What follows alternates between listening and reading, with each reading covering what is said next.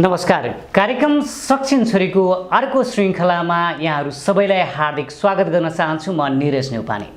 यो कार्यक्रम सक्षम छोरी जागृति बाल तथा युवा सरकार नेपाल र क्यानलनको सहयोगमा एसटिजी स्टुडियोले प्रस्तुत गर्दैछ।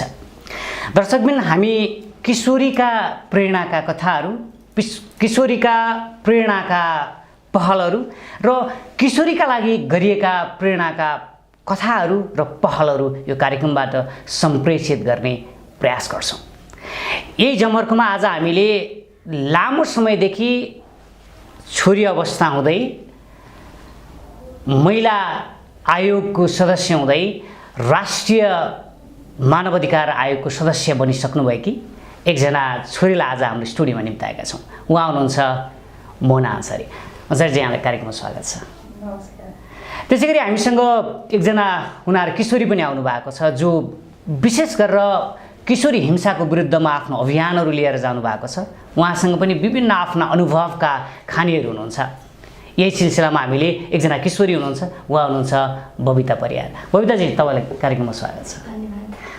बबिताजीबाट म आज कार्यक्रममा सुरुवात गर्न चाहन्छु।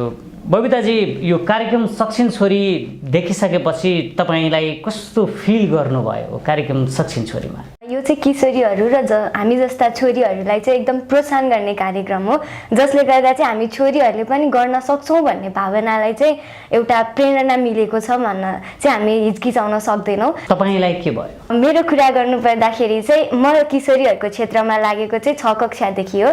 म जब 5 कक्षामा पढ्दै थिएँ, मलाई गुड टच र ब्याड टचको चाहिँ त्यति राम्रो ज्ञान थिएन।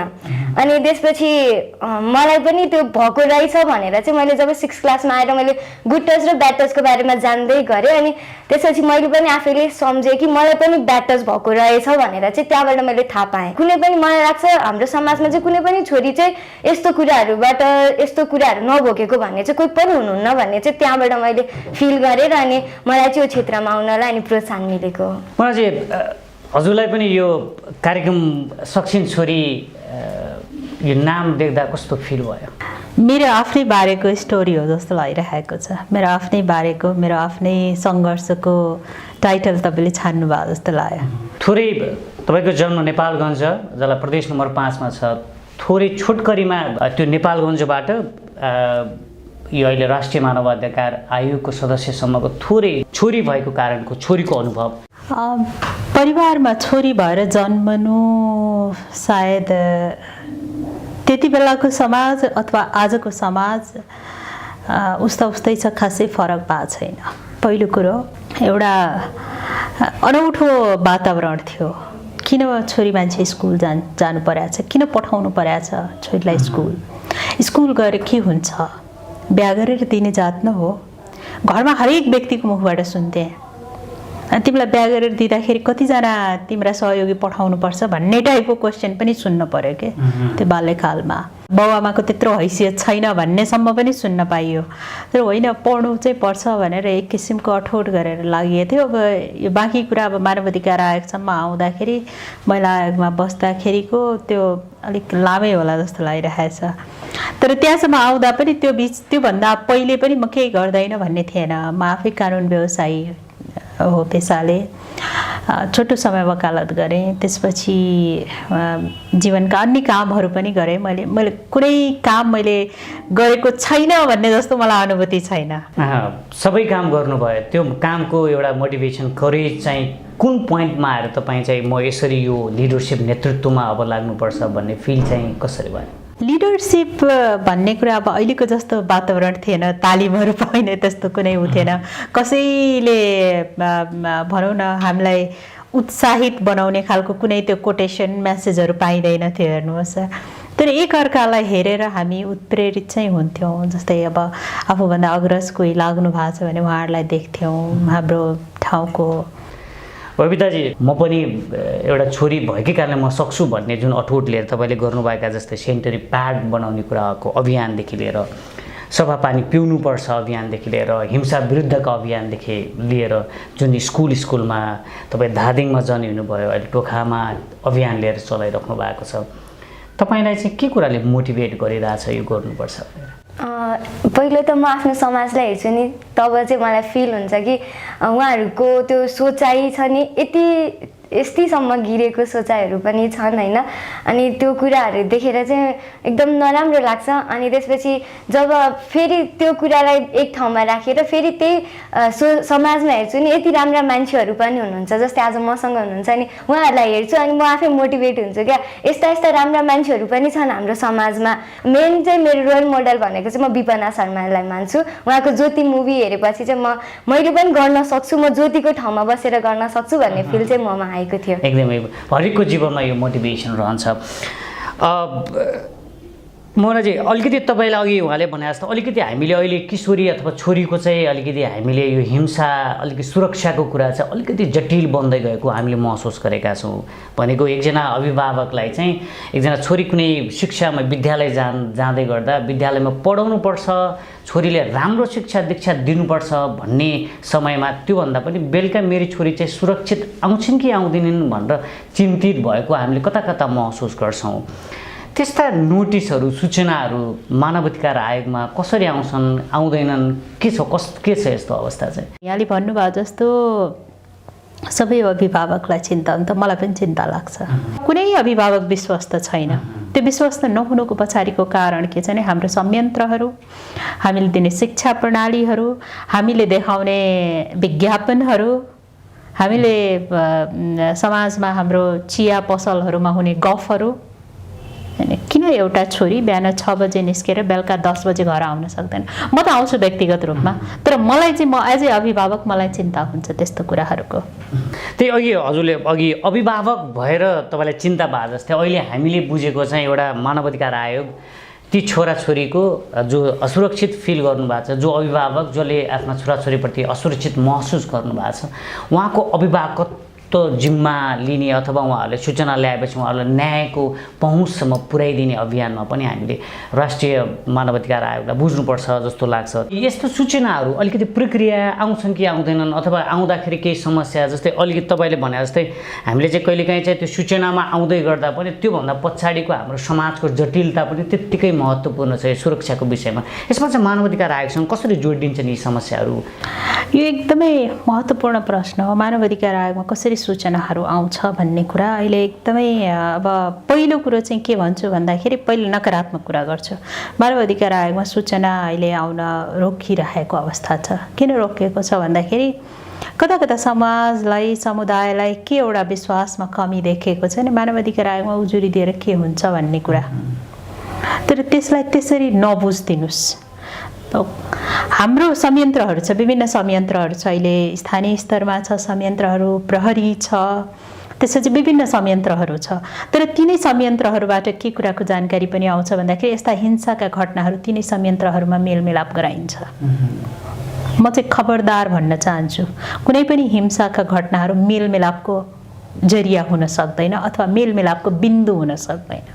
हिंसाको घटनामा जबसम्म हामीले सजाय दिलाउँदैनौँ, लेनदेन होइन नि यो, समाजमा चाहिँ सिकाउनको लागि पनि त्यो हिंसा गर्ने व्यक्तिलाई चाहिँ सजायको भागीदारी बनाउनुपर्छ पहिलो कुरो। र मानवाधिकार आयोगमा उजुरी अब विभिन्न माध्यमहरूबाट हामीले प्रयास गर्छौँ, जस्तै पत्रपत्रिकामा आएको सूचनाको आधारमा, अहिले सामाजिक सञ्जालहरूमा देखिएका कुनै पनि सूचना हामीले फिल्टर गर्छौँ, ल्याउँछौँ। मैले नै व्यक्तिगत रूपमा कतिवटा सूचना तान्ने गर्छु बेला बेलामा। र त्यसरी गरेर हामीले सम्बन्धित निकायलाई तत्काल यसलाई अनुसन्धान गर्न, पहिलो निकाय हाम्रो प्रहरी हो, नेपाल प्रहरी हो। कुनै पनि घटनाहरूलाई हामीले अनुसन्धानको लागि नेपाल प्रहरीलाई भन्छौँ। हाम्रो पनि अनुसन्धान हुन्छ फेरि कुनै जानकारी हामीले पायौँ भने। बबिताजी, तपाईँ यो हिंसाको न्यूनीकरणको अभियानमा पनि लाग्नु भएको छ। तपाईँले त्यस्ता चुनौतीहरू जो साथीहरूसँग तपाईँले अवेरनेस सचेतना कार्यक्रमहरू लिँदै गर्दा तपाईँले फिल गर्नुभएको तपाईँको गाउँ समाज स्कुलमा के छ यसको अवस्था? चुनौतीको कुरा गर्नुपर्दाखेरि चाहिँ जब हामी स्कुल लेभलबाट यो क्याम्पेन चलाउँदै गरेका थियौँ त्यतिखेर चाहिँ हामीले त्यो गुड टच र ब्याड टचको बारेमा कुराहरू गर्दाखेरि चाहिँ के भन्नुहुन्थ्यो भने टिचरहरूले यदि तिमीलाई स्याबास भनेर मैले छोएँ भने के त्यो ब्याड टच हुन्छ भन्ने कुराहरू गर्नुभएको थियो। अनि त्यसपछि त्यो भन्दाखेरि चाहिँ हामीलाई एकदम नराम्रो लाग्यो कि हामी त त्यो क्याम्पेनमा गइरहेका थियौँ नि त। अनि जुन हाम्रो समाजमा सबभन्दा राम्रो मानिएकै गुरुहरूले चाहिँ हामीलाई त्यस्तो भन्नुहुन्छ भने अरूको हालत के होला भनेर हामी सोच्थ्यौँ क्या। अनि हामीले चाहिँ उहाँलाई भन्यौँ कि राम्रोसँग यदि तपाईँले छुँदाखेरि उसलाई नराम्रो फिल हुन्छ र उसलाई अनकम्फर्टेबल फिल हुन्छ भने त्यो ब्याड टचै हो। तपाईँले उसलाई सम्झाउन सक्नु पर्यो होइन। तपाईँको नियत ठिक छ भने पनि उसलाई मन पर्दैन भने नछोइदिनुहोस्। मेरो व्यक्तिगत विचारमा चाहिँ उनीहरूमा चाहिँ सेक्सुअल नलेजहरूको बारेमा चाहिँ थाहा नभएर हो कि जस्तो लाग्छ। अनि हामीले धेरै बहिनीहरूलाई जम्मा गरेर यस्तो कुराहरू सिकाउँदाखेरि चाहिँ उहाँहरूले पनि भन्नुहुन्छ कि हामीलाई यस्तो बारेमा केही पनि थाहा छैन, तर अनि हामी कसरी आवाज उठाउने, हामीलाई केही थाहा नै छैन भने त कसरी भन्ने। अनि त्यो भन्दाखेरि अब हामीले यो कुरा लगेर कहाँ राख्ने भने, किनभने हामी नै आफै बच्चा छौँ नि त, हामी आफै छोरी छौँ, अनि हामीले कहाँ गएर राख्ने यो कुराहरू भन्ने हाम्रो दिमागमा कुराहरू खेल्छन् क्या। जस्तो परिवारमा गएर भन्यो ओहो मेरो छोरी बिग्रिएछ भन्ने सोच गर्नुहुन्छ, समाजमा कुरा राख्यो हामीलाई नराम्रो रूपले हेरिन्छ। त्यही भएर त्यो कुराहरूले चाहिँ एकदम गाह्रो भएको थियो काम गर्नको लागि त्यो सोचाइहरूलाई।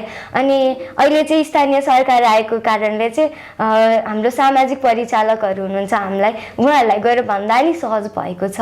तर पनि धेरै चुनौतीहरू चाहिँ खेप्नु पर्थ्यो। कस्तो लाग्छ तपाईँलाई अहिले यहाँ मानवाधिकार आयोगको यहाँ सदस्य पनि हुनुहुन्छ, अघि तपाईँले उठाइरहेको कुरा चाहिँ उहाँहरूले सुन्नलाई तपाईँले प्रयास गर्नुभएको छैन कि अथवा उहाँहरूले सुनिदिनु भएको छैन, कस्तो लाग्छ तपाईँलाई? के भन्नु मन छ उहाँलाई चाहिँ?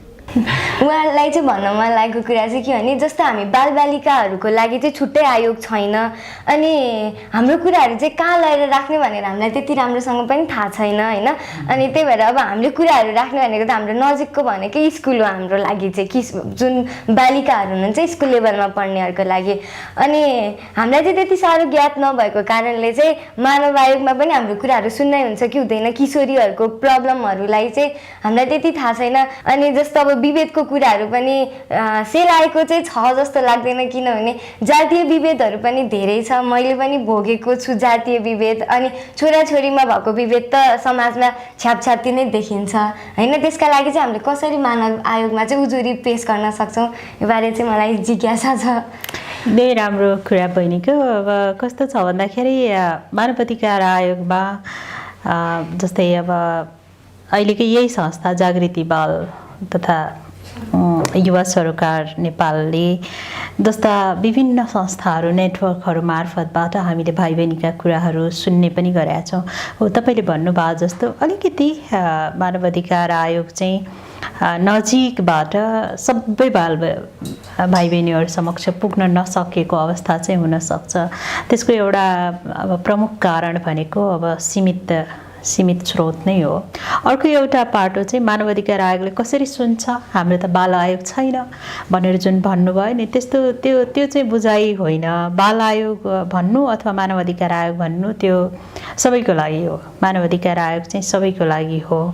र अब तपाईँहरूको पहुँच चाहिँ सहज रूपमा हुनसक्छ। तपाईँहरूलाई के विषय चाहिँ हामीले यसमा चाहिँ मानवाधिकार आयोगले छलफल गर्नुपर्छ, पत्र पठाएर पनि गर्न सकिन्छ, यहाँहरूको मार्फतबाट पनि गर्न सक्छौँ हामी र गरि पनि रहेछौँ। यो वर्ष नोभेम्बरमा CRC बाल महासन्धिको एउटा भनौँ न एउटा लामो समय चाहिँ नेपालले पनि रेटिफाई गरिसकेको विषय, यसमा चाहिँ हामीले एउटा प्रतिवेदन निकाल्दैछौँ।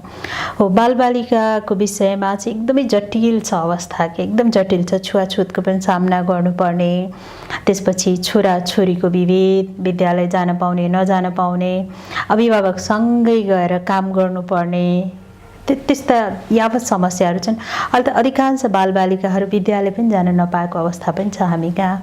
सो यसलाई चाहिँ अब बिस्तारै कसरी हुन्छ अगाडि बढाइ पनि राखेछौँ हामीले। काम फेरि फिटिक्कै नगरेको चाहिँ होइन, काम गरिरहेका छौँ। पक्कै पनि हामीले आज मानव अधिकार आयोगलाई एउटा समग्र व्यक्तित्वको अधिकारको वकालत गर्ने र कुनै विषय हामीलाई अरू कसैले सुनवाई भएन भने पनि मानव अधिकार आयोग चाहिँ सुन्छ है भन्ने कुरा चाहिँ हामी सबैले बुझ्नुपर्छ भन्ने कुरा पनि हामीले आत्मसात गऱ्यौँ। र सँगसँगै चाहिँ हामीले अलिकति चाइल्ड फ्रेन्डली इन्भाइरोमेन्ट चाहिँ बन्नुपर्छ भन्ने चाहिँ सायद बबिताजीको अलिकति एक्सपेक्टेसन हुनसक्छ भन्ने मेरो बुझाइ भयो। किनभने एउटा ठाउँमा जाँदै गर्दा बालबालिका आयोग भनेर पन्छाउने हाम्रो प्रवृत्ति पनि छ, त्यो विषय पनि सुनियोस् भन्ने कुरा बबिताजीको जस्तो लाग्छ। त्यसै पनि अहिले चाहिँ हामी थोरै व्यापार विश्राममा जान्छौँ, त्यसपछि फेरि यो कार्यक्रम आउँछौँ।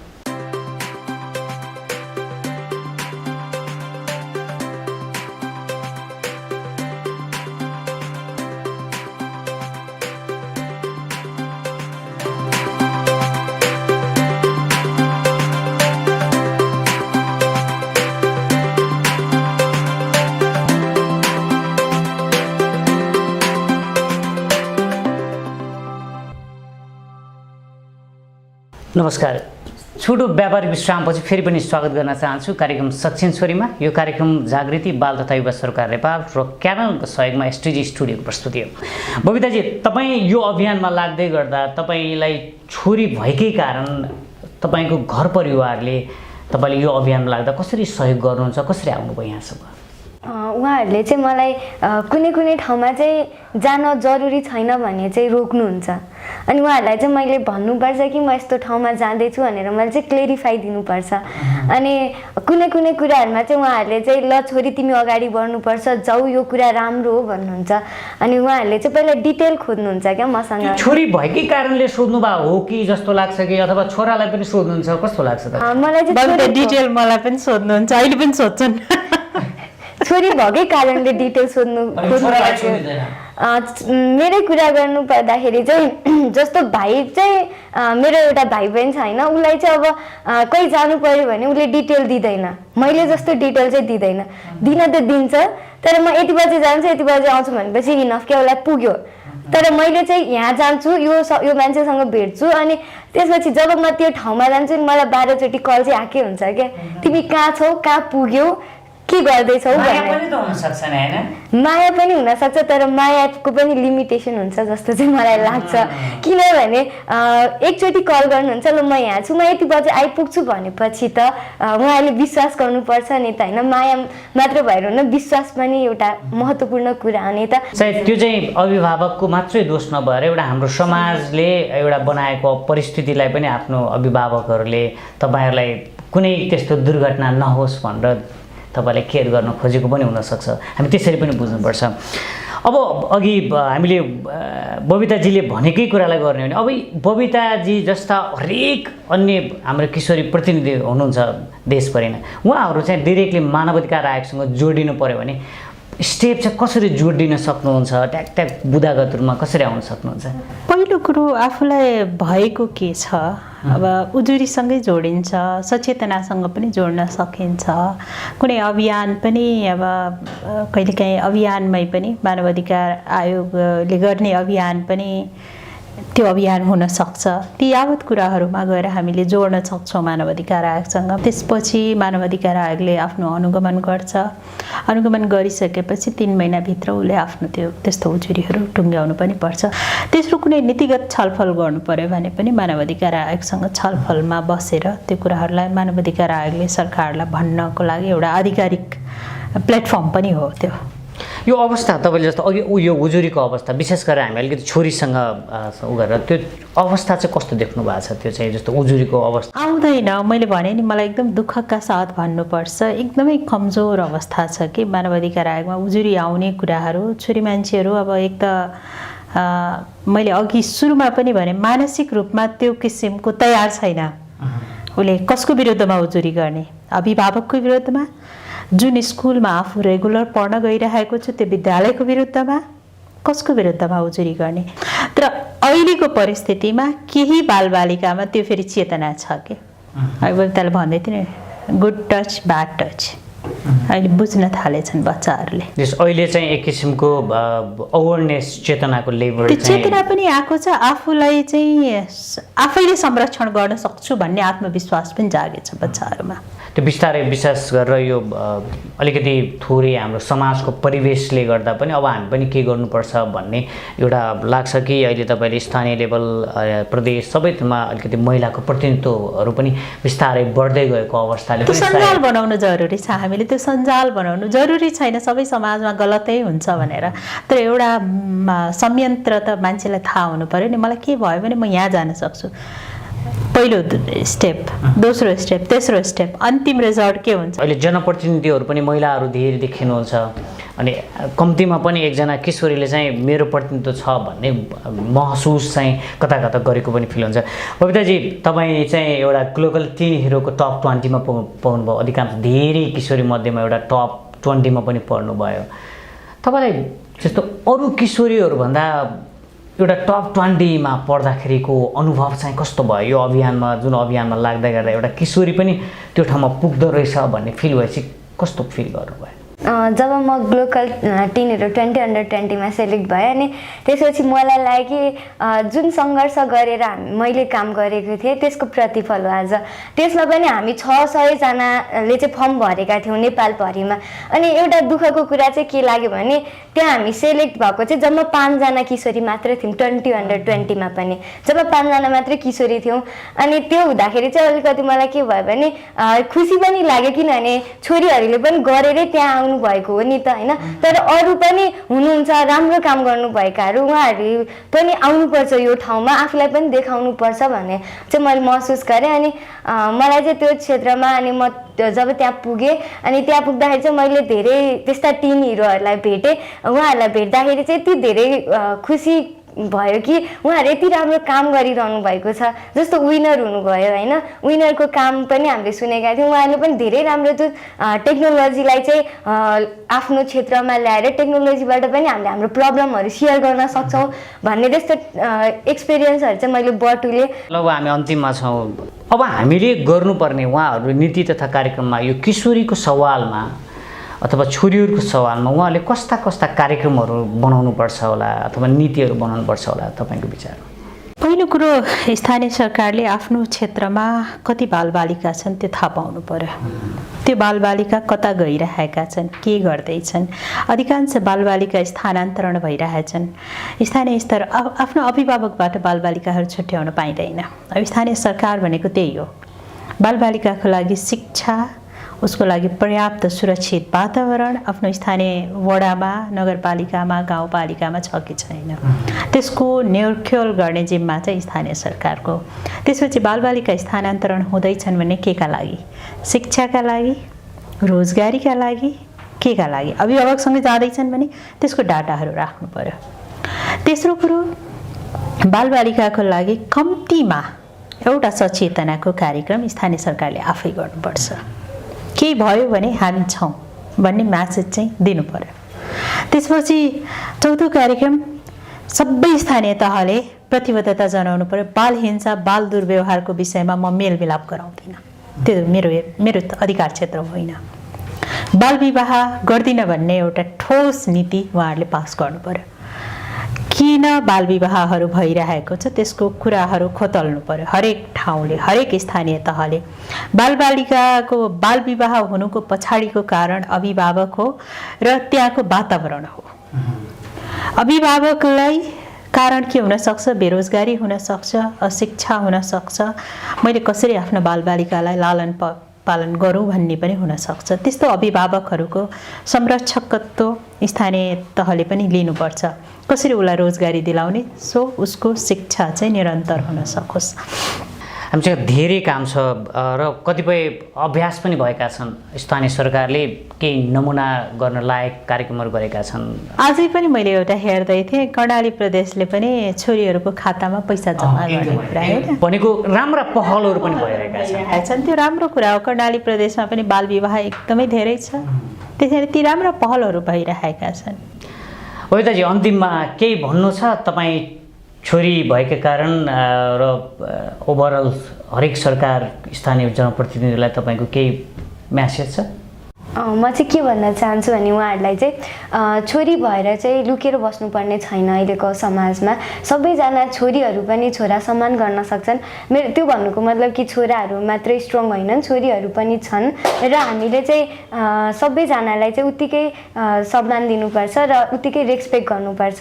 अनि उहाँ जनप्रतिनिधिहरूलाई चाहिँ के भन्न चाहन्छु भने जब हामीले हाम्रो समस्याहरू लिएर आउँछौँ त्यसमा चाहिँ सुनवाई पनि हुनु पर्यो र साथसाथै कार्यान्वयन पनि हुनु पर्यो र हामीले ल्याएको कुराहरूमा चाहिँ उहाँहरूले राम्रोसँग चाहिँ रिसर्च गर्नु चाहिँ अति आवश्यक छ, किनभने हाम्रो कुराहरू एकदम सेन्सिटिभ हुन्छन् नि त। त्यही भएर त्यसको लागि चाहिँ एकदम इम्पोर्टेन्ट छ त्यो कुराहरूलाई चाहिँ राम्रोसँग सुनवाई गरेर चाहिँ कार्यान्वयन गर्नुपर्छ। अनि उहाँहरूलाई प्रोत्साहन चाहिँ धेरै गर्न चाहिँ अति आवश्यक छ। यति नै भन्न चाहन्छु। पक्कै पनि गर्नु पर्यो र आफूले पनि पहल गर्नु पर्यो र अन्य व्यक्तित्वले हामीलाई त्यो वातावरण बनाउनु पर्यो। अन्तिममा दुवैजनालाई विशेष धन्यवाद, समय दिनुभयो, आइदिनु भयो। यहाँलाई धेरै धेरै धन्यवाद। यहाँलाई शुभकामना पनि दिन चाहन्छु, विशेष शुभकामना सक्षम छोरी कार्यक्रम चलाउनु भएकोमा। दर्शकबिन, हामीले शुभकामना पनि पाइसकेका छौँ।